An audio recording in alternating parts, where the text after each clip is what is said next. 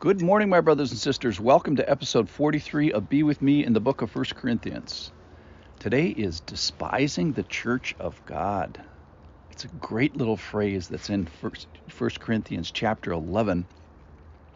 And the context is about the gathering for the Lord's Supper, but there's all kinds of great concepts in there. It's about a people that gather together, and they are worse for being gathered rather than better for being gathered. It's a big minus. They harm themselves by gathering because they are despising the church and despising the people in the church. And so, of course, Paul says this is uncommendable and it is unreputable for you to do this. It's unreputable for you to represent yourselves and give yourselves a bad name like this. That is, you're representing disunity, you're portraying disunity, and that's going to have implications with regards to doing the Lord's Supper, because you can do the Lord's Supper, what we call communion, you can do it wrong. If you make the Lord's Supper make it your supper, then you've done it wrong, so that you can eat and drink and do it in an uncommendable way. And then he uses this phrase. So this is the big phrase today, is do you despise the church of God? One of the greatest questions in Scripture. Read with me. This is from 1 Corinthians chapter 11, verse 17. But in the following instructions, I do not commend you, because when you come together, it is not for the better, but for the worse. For, in the first place, when you come together as a church, I hear that there are divisions among you, and I believe it in part, for there must be factions among you, in order that those who are genuine among you must be recognized. When you come together, it is not the Lord's Supper that you eat. For in eating, each one goes ahead with his own meal, one goes hungry, another gets drunk. What? Do you not have houses to eat and drink in? Or, here it is, do you despise the church of God and humiliate those who have nothing? What shall I say to you? Shall I commend you in this? No, I will not, because you despise the church of God. All right, so let's define what that is. Look that up in the Greek.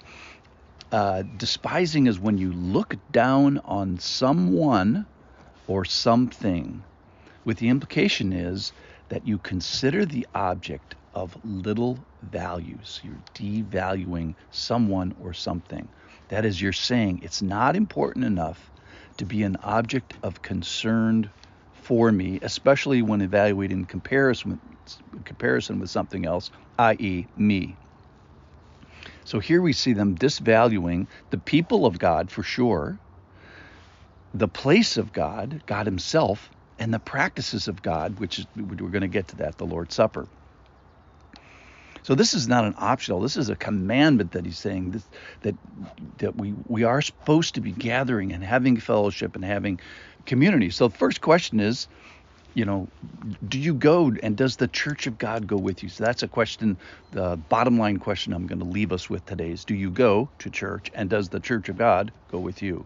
Do the people of God go with you when you're not with the people of God? All right, so let's talk about despising the church today. We may be despising church. So how? Well, we mean, that sounds so offensive. Here's how you would be despising the church today. You might be despising the church of God if you think that it is a virtual church. You might be despising the church of God if you think it's an optional church. You might be despising if you think it is an academic church. You might be despising if you think that it is an imaginary church. If you think that it is a sinless church. If you don't think, and you just have an unconsidered thoughtlessness about it. You might be despising the church if you are divided and fractional. You might be despising the church if you think the church is unaccountable. You might be despising the church if you think it's a forgetful church or an isolated church. You might be despising it if you approach it cavalierly. You might be despising the church of God if you think it's a me church. So it's not a virtual church. It is a church that gathers. It's not an optional church. In this passage, it's commanded. It's expected. It's not an academic church. It's not a book knowledge church. This is a church of real people. It's not an imaginary church. Real people. It's not a sinless church. It's a church in which people are rubbing shoulders and have to forgive. It's not a thoughtless church.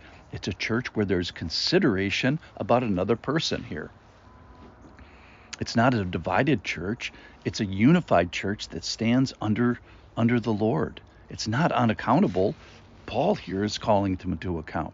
It's not a forgetful church. It's a church in which we practice remembrance. And it's not isolated. It's a church that gathers together.